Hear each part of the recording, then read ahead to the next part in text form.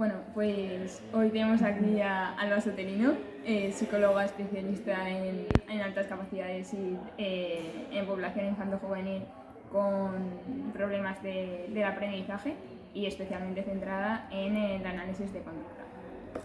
Muchas gracias, Alba, por venir aquí. Muchas gracias a ti por invitarme. O sea, estoy súper ilusionada. Además que llevo siguiendo tu Instagram desde hace tiempo y demás, entonces claro, para mí es muy guay que hayas querido contar conmigo. Muchas gracias. Pues muchísimas gracias. Y bueno, una de las cosas que más me gustan de ti es que estás centrada en análisis de conducta en población infanto-juvenil y no es algo que se suele dar con mucha frecuencia. Como hemos estado hablando, pues se suele centrar en población adulta y bueno, pues me encanta eso. Y bueno, pues ya centrándonos más en esto, me gustaría que nos dieras algún mito sobre el análisis de conducta.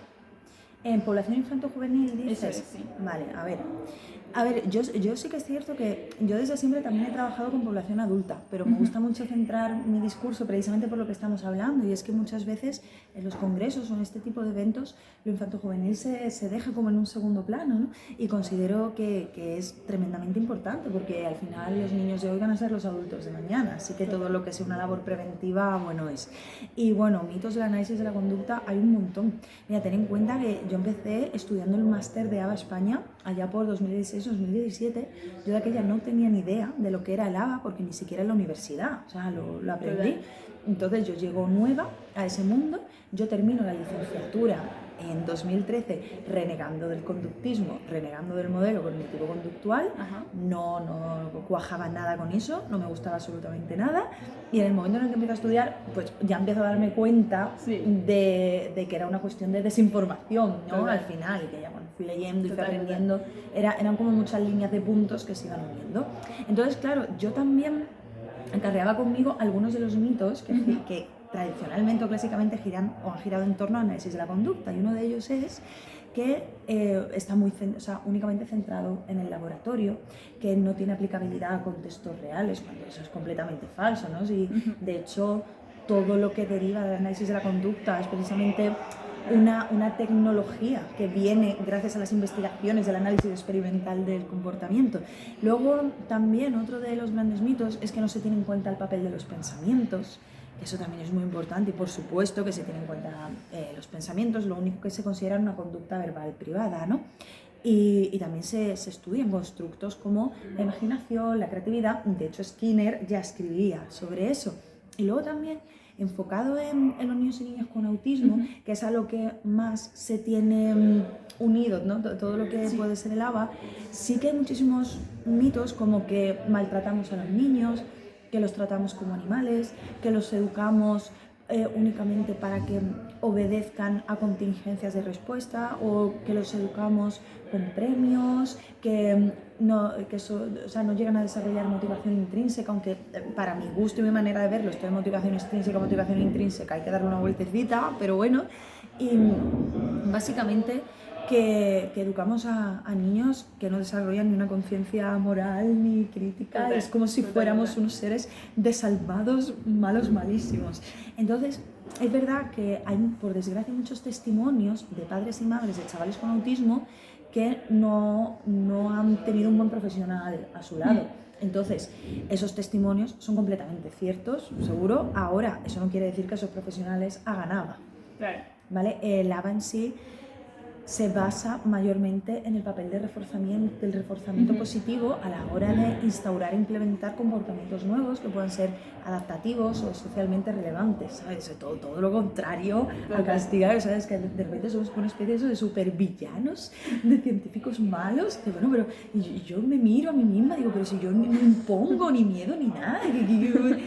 Así que sí, por desgracia, también dentro del mundo de la psicología, desde dentro de nuestra disciplina, se siguen reproduciendo todo este tipo de mitos. Totalmente. Es una pena que en efecto este tipo de cosas que has ido comentando sigan pasando, y es que creo que a lo que fomentan es la desinformación y en lo que esto respecta. Además, también he visto llevo poco tiempo centrándome en el tema del autismo, pero sí que cada vez veo que reniegan bastante del modelo ABA. Entonces, a veces incluso se hace difícil contraponer una idea que ellos ya tienen preconcebida sobre lo que es ABA. Entonces, bueno, es una de las cosas que me parecen interesantes pues, a divulgar. Además, como has dicho, para mí lo que aporta pues, el análisis de conducta o ya los principios de aprendizaje es traducir todo lo que vemos en psicología a un lenguaje pues, más de procesos de aprendizaje. Ya que gracias a esto, pues, por ejemplo, ves otras metodologías que no parten del conductismo radical, pero que sí que se pueden explicar desde aquí, por ejemplo, PACT, IMPACT. Entonces, no sé, creo que tal y como yo lo veo a día de hoy, es como lo que me permite a mí traducir lo que veo a un lenguaje pues más de principios de aprendizaje de conductismo. Sí, mira, de hecho, yo hace ya unos cuantos años, a ver, donde yo vivo hay una base militar norteamericana. Entonces, de aquella, en el centro donde yo trabajábamos con algunos niños de militares norteamericanos, porque el seguro a ellos les cubría una serie de terapias, eran niños con autismo, dificultades en el desarrollo y demás, y precisamente el tratamiento que avalaba el seguro era el tratamiento de ABA. En Estados Unidos, por ejemplo, sí que es un tratamiento muy respaldado y que es que los propios seguros de salud lo cubren, y además suelen ser intervenciones muy intensivas, de 20-30 horas, es como si fuera un colegio, pero en una aula totalmente individualizada para ellos. ¿Sabes? Y tienen sus ratitos del descanso, está todo muy protocolarizado. Pero para que veas eso, que en Estados Unidos, por ejemplo, es la terapia más recomendada. Sí, totalmente. Pues me parece también muy interesante esto, y ya centrándonos en población infanto-juvenil y más en temas de educación en los cuales pues estás especializada, me gustaría hablar sobre todo el tema del lenguaje y cómo el lenguaje nos permite desarrollar nuestra identidad. De hecho, ayer dijiste una frase que me encantó, que era que no vemos el mundo como es, sino como somos. Entonces me gustaría que nos desarrollaras un poco esto. Fíjate que esa frase me la dijo a mí una consultante, una paciente. Ella tenía de aquella 17 años, porque se la había dicho su profesora de filosofía, que le gustó mucho y tal. Digo, espérate, ¿me dejas anotarla? Sí, vale. Y la anoté, y desde entonces la he tomado prestada para mí. Sí, es que ten en cuenta que desde que nacemos estamos en una constante interacción con nuestro entorno, y realmente vamos aprendiendo quiénes somos en base a comparativas con los demás, en base a las expectativas que creemos que los demás tienen sobre nosotros y nosotras, y también en base a los mensajes que nos llegan desde que somos pequeños, y luego también a partir de ahí podemos ir derivando otra serie de significados, ¿no? Pero sí que es muy importante a la hora de trabajar, y esto ya no solo realmente desde el infanto juvenil, sino desde el adulto, ver o explorar qué reglas son las que la persona tiene asumidas para sí misma, porque cuando empezamos a explorar todo esto es bastante habitual que digan, no, yo soy de esta forma, yo soy tal, o es que yo no puedo hacer esto porque yo no soy así, o esto sí lo puedo hacer porque yo sí soy así. Es decir, siempre se va a ir buscando una coherencia en nuestra manera de comportarnos, y esa coherencia también va a venir muy determinada por el ambiente o el contexto en el que nos vamos desarrollando. Entonces, ten en cuenta que gran parte de nuestra labor va a ser desmontarle a la persona las estrategias de intolerancia al malestar que va desarrollando, estrategias de control, para ir enseñándole otras más flexibles. Entonces, si vamos a ir moldeando un repertorio conductual alternativo y que sea relevante y sea significativo para la persona, tenemos que saber desde dónde partimos, tenemos que conocer esta línea base. Entonces va a ser muy importante explorar qué significados son los que tiene la persona. Por ejemplo, lo que trabajo mucho, ¿no?, con chavales con altas capacidades, es que yo soy superdotado, es que me han dicho que es que yo soy superdotado, entonces tengo que sacar sobresaliente en todo, porque si no saco sobresaliente en todo, entonces significa que no soy lo bastante listo, por lo tanto dejo de ser superdotado. Y ayer de hecho comentaba en la charla que muchas veces este tipo de niños, claro, tienen tan reforzado socialmente el éxito académico que acaban vinculándose con una nota. Claro, sí, totalmente. Claro, y luego, ¿qué ocurre? Llegan a la universidad, que es un contexto mucho más amplio, un contexto mucho más exigente, y tienen que deconstruir y volver a construir quiénes son. Totalmente. Para que empiecen a aprender en base a contingencias directas qué es lo que les gusta realmente, flexibilizar expectativas, etcétera, etcétera. Total. Ah.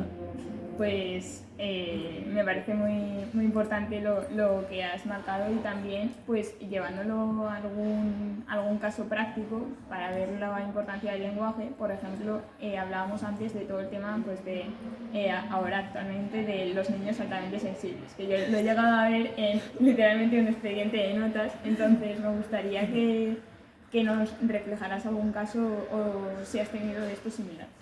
Claro, al final el tema de ser altamente sensible, bueno, obedece a un constructo más que tiene que ver con una serie de topografías de respuesta, ¿no? Hay una hipersensibilidad a las luces, a los olores, o la persona tiende a evitar entornos en los que hay mucha gente, muchas estrategias técnicas de evitación, de control, o sea, que realmente muchos de estos comportamientos correlacionan con lo que serían episodios de ansiedad. Claro, sí. O una tendencia a ¿no? Sí. Este tipo.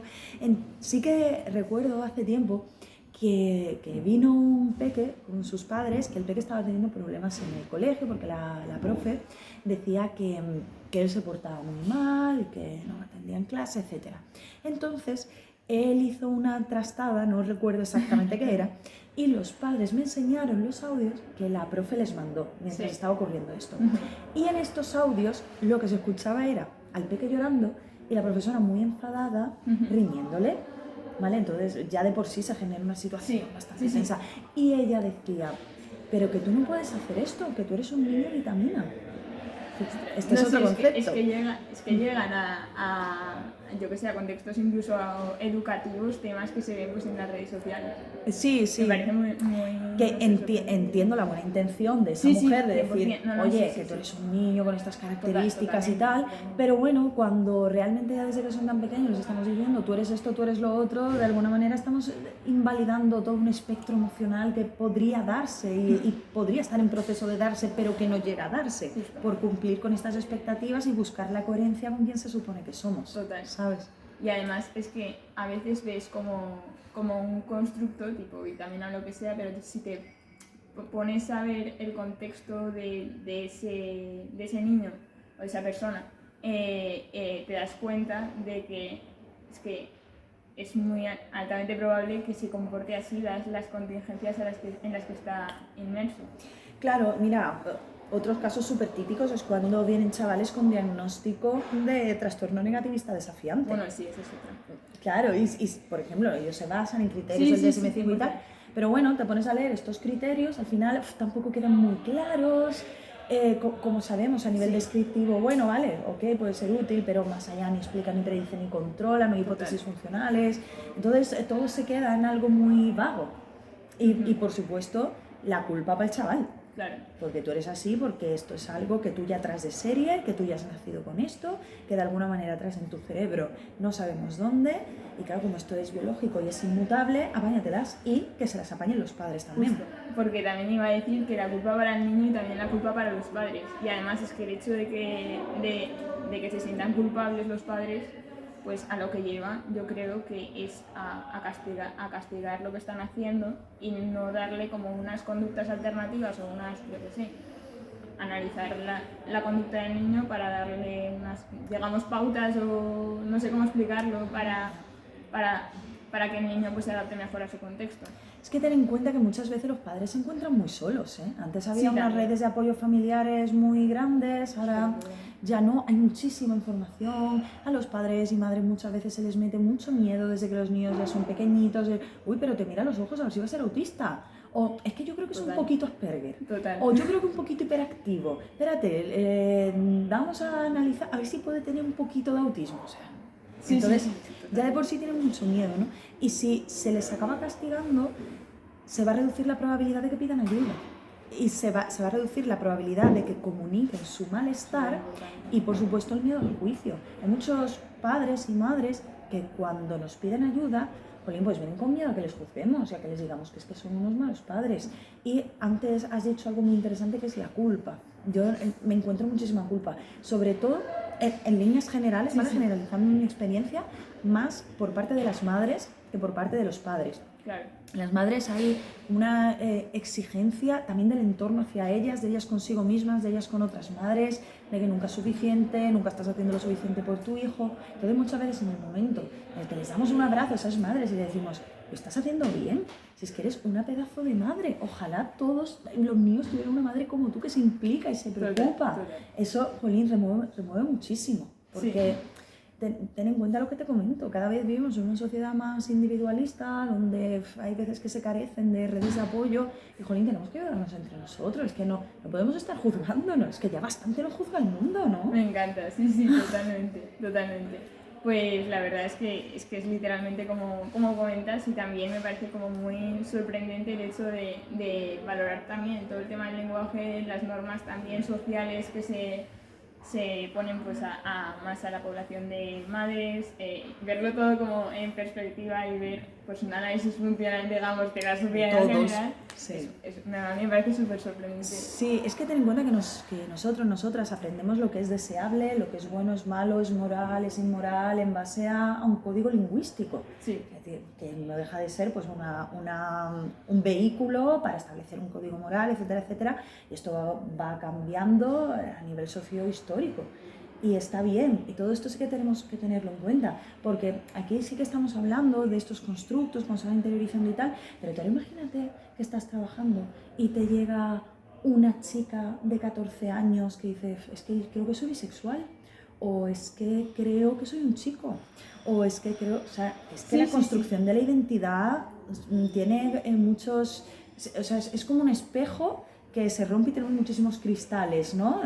Tenemos muchos componentes que tenemos que ir uniendo para darle una coherencia y una estabilidad. Total. También comentaba ayer el caso de una peque de 11 años que me hacía una gracia y me decía, anda, es que cuando viene mi amiga yo quiero hacerme la chula delante de mis padres, pero porque yo quiero que mi amiga me vea como interesante y que vea que yo no soy una niña, que no se aburra de mí, y quiero que me vea como una chica más mayor, interesante y tal. Entonces, como no sé qué hacer porque no sé quién soy, pues lo que hago es pues ponerme chula. Fíjate que ya te dicen, es que no sé quién soy. Total, sí, es que literalmente. Y la cuestión es, ¿cuándo sabemos quiénes somos? También. ¿En qué momento, verdad? Total. Creo que, en mi opinión, que es un proceso que no termina nunca. Y cuando pensamos que ya nos hemos construido un sentido de la identidad, de repente cambia cualquier circunstancia en nuestra vida que nos hace replantearnos retos nuevos o maneras diferentes de encarar una situación o de relacionarnos con el entorno, y de repente nos vemos haciendo cosas que jamás pensábamos que haríamos. Total. Lo bueno y lo malo. Qué guay. Pues sí, totalmente. Y otra de las cosas que también me gustaría abordar aquí en este podcast es que he visto que también estás especializada o que utilizas mucho los juegos en terapia. De hecho, me vi el podcast que grabaste con Psicoflix sobre esto y me gustaría pues que nos abordaras la utilidad que les das a los mismos y por qué crees que es importante. Mira, yo creo que son un recurso buenísimo que se explota muy poco. ¿Qué pasa? Que cuando hablamos del uso de juegos, claro, yo me estoy basando en juegos de mesa, ¿vale? Sobre todo que luego también hay videojuegos, bueno, es una pasada todo lo que hay. Muchas veces se enfatiza el papel proyectivo. Por ejemplo, venga, jugamos un Dixit y no sé si tú lo conoces, ¿no? Cogemos esta carta, pero ¿qué significa esta carta? Tal. Yo no voy por ahí. Hablo como el uso de juegos de mesa como herramienta o tecnología, ¿no? Para el desarrollo de unas habilidades muy concretas. Por ejemplo, si estoy trabajando con un peque que tiene alguna dificultad en el desarrollo, pues la suma, las restas, hay muchísimos juegos de mesa que se pueden utilizar, el dibujo, por ejemplo, la creación de abstracciones. Entonces, es un recurso o sea, es un recurso muy atractivo. Sí. Eso para empezar, un recurso con el que los peques están muy familiarizados. Y luego, además, a mí los Reyes Magos me preguntan qué juegos van a caer en cada casa. Entonces yo también puedo ir asesorando. Y digo que es un recurso que se explota poco porque yo todo esto lo aprendí de mi compañera de trabajo, que es logopeda. Ella trabaja mucho con peques y yo la veía a ella sacando muchos juegos de mesa y tal.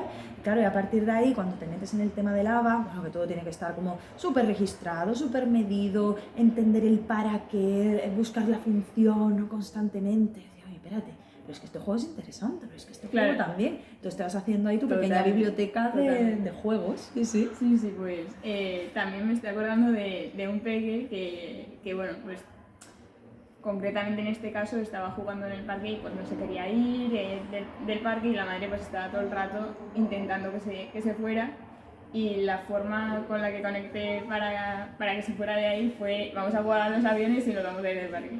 O sea que se puede como utilizar también en el día a día, creo que se puede utilizar como en el día a día para que se consigan otras cosas, y creo que enfocarse en, venga, que nos vamos a ir, tipo como retirarlo de la situación, claro. A veces puede ser pues como más difícil, pero con los niños se conecta súper bien con los juegos, se implican un montón y también aumenta su motivación, y yo creo que incluso el aprendizaje es como más significativo a la hora de hacerlo con esto. Totalmente, lo que pasa es que tenemos que estar muy atentas siempre. Mira, ahora que lo estás comentando, recuerdo también hace unos años un niño con autismo que yo quería conseguir que él me diera la mano antes de salir para ya entregárselo a su madre y tal. Sí. Y él no quería.